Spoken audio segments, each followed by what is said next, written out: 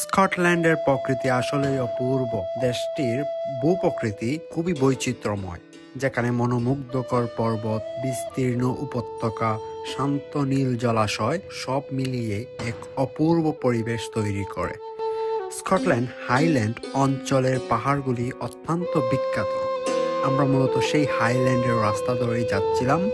হাইল্যান্ডের পাহাড়গুলো সৌন্দর্য যেন একটি আরেকটিকে হার মানায়। আমরা যতই সামনের দিকে এগোচ্ছিলাম, ততই যেন স্কটল্যান্ডের সৌন্দর্য আমাদের মুগ্ধ করছিল। এই অঞ্চলগুলিতে লম্বা পাহাড়ি রাস্তা, বিস্তীর্ণ বনভূমি এবং গভীর উপত্যকাগুলি পাওয়া যায়। আমরা এই হাইল্যান্ডের সৌন্দর্য উপভোগ করতে করতে প্রায় 300 কিলোমিটার পর পাড়ি দিয়ে এডিনবরা টু লক নেস বিকাল 3 ঘটিকায় পৌঁছায়। লক নেস রহস্য আর রোমাঞ্চের এক অনন্য স্থান।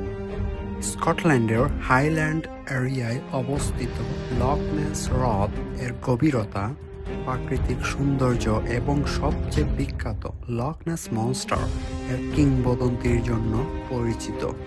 এই হ্রদের রহস্য আজও বিজ্ঞানীদের কাছে দাদা। লক নেস মনস্টার রূপকথা নাকি বাস্তব? Nessie, before the mic breaks on me again. Who here believes in the Loch Ness Monster? Fair enough. I don't believe. There's no You proof. drive. Don't look at me. You drive. So there's many different theories about the monster. Loch Ness monster স্থানীয়দের কাছে নেসি নামে পরিচিত। Lock মানে হচ্ছে Scottish ভাষায় lack, আর নেস হচ্ছে নেসি the monster. নেসি থেকে নেসের উৎপত্তি, সেই থেকে তারা এই হ্রদের নামকরণ করে লক নেস। শুধু নেসির আবাসস্থল নয়, লক নেস স্কটল্যান্ডের একটি বিখ্যাত হ্রদ। শুধু তার বিখ্যাত প্রাগ ঐতিহাসিক বাসিন্দার জন্যই পরিচিত নয়, এর আরও অনেক আকর্ষণীয় তথ্য রয়েছে।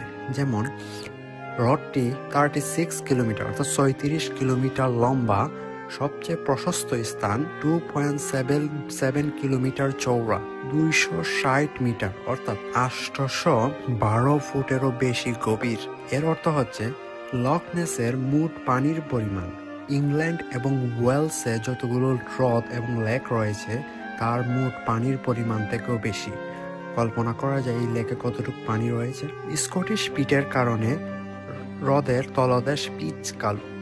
লেকের পানি এতটাই কালো যে আপনি মাত্র এর 4 ইঞ্চি দেখতে পাবেন।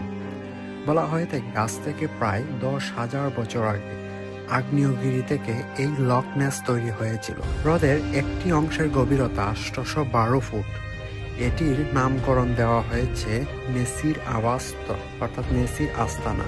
বলা হয়ে থাকে লক নেস এতটাই গভীর যে একটি আইফেল টাওয়ার, 2টি লিবার্টি অফ স্ট্যাচু অনায়াসেই নাকি ডুবে যাবে। লক নেস মনস্টারের ডাক নাম নেসি। প্রথম লক নেসে দেখা যাওয়ার ঘটনা আজ থেকে প্রায় 1500 বছর আগে। 6ষ্ঠ শতাব্দীতে সেন্ট কলম্বাস নামে একজন আইরিশ ধর্মপ্রচারক নাকি এই প্রাণীটির মুখোমুখি হয়েছিলেন। বলা হয়ে থাকে যে কিনা মিথ্যা কথা বলার কারণে খ্রিস্টান চার্চ থেকে বিতাড়িত হয়েছিলেন। The first recorded sighting we had of the monster was by a man called Saint Columba. He was an Irish missionary that came up here to convert us all to Christianity. He'd actually been kicked out of Ireland for lying. So not really the best source of information. What he'd been doing is he'd taken the bishop's Bible, was copying it and selling it on the sly. And when the bishop, who was his cousin, found out about this, he banished him.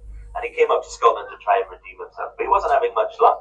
By the time he got up here, he'd heard about the monster in the Loch. এই lock নেস মনস্টারকে তখনও কেউ এতটা গুরুত্ব দেয়নি যতটা গুরুত্ব দেওয়া হয়েছে 1934 সালের দিকে। একটি ভিডিও ক্লিপ সারা পৃথিবীতে আলোড়ন সৃষ্টি করেছিল। এই ভিডিও ক্লিপে অর্থাৎ লক নেসের পানিতে এক বিশাল মনস্টারকে সাঁতার কাটতে দেখা যায়। বিজ্ঞানীরা অনেক গবেষণার পর এই সিদ্ধান্তে পৌঁছান যে এই ডাইনোসর প্রজাতির প্লেসিওরাস নামক জলজ সরীসৃপ। তার মূল কারণ হচ্ছে স্কটল্যান্ড ছিল ডাইনোসরদের জন্য স্বর্গরাজ্য। এই জলদানবের অস্তিত্ব নিয়ে অনেক বিতর্ক রয়েছে। অনেকেই দাবি করছেন যে তারা নেসিকে দেখেছেন, কিন্তু এর কোনো বিশ্বাসযোগ্য প্রমাণ আজ পর্যন্ত পাওয়া যায়নি। 1987 সালের দিকে এর সবচেয়ে বড় অনুসন্ধান হয়েছিল, যার মোট খরচ হয়েছিল £1 মিলিয়ন। গবেষকরা এটি খুঁজতে উন্নত সোনার ক্যামেরা প্রযুক্তি ব্যবহার করেছিলেন, কিন্তু কোনো রহস্যময় প্রাণীর সন্ধান তারা পাননি। তা সত্ত্বেও লক নেসের এই কিংবদন্তি বহু বছর ধরে মানুষকে আকৃষ্ট করে আসছে। Contact with a large unidentified object. They described it as of unusual strength and size. অনেকেই এই হ্রদে আসেন নেসির সন্ধানে, আবার কেউ আসেন এর প্রাকৃতিক সৌন্দর্য উপভোগ করতে। লক নেস এখন একটি জনপ্রিয় পর্যটন কেন্দ্র এবং নেসির গল্প স্কটল্যান্ডের সংস্কৃতির একটি অংশ। এই রহস্যময় প্রাণীটি আজও মানুষের কল্পনাকে উৎসাহিত করে এবং অনেকেই মনে করেন আজও এক রোমাঞ্চকর অনুভূতির জায়গা এই স্কটল্যান্ডের লক নেস।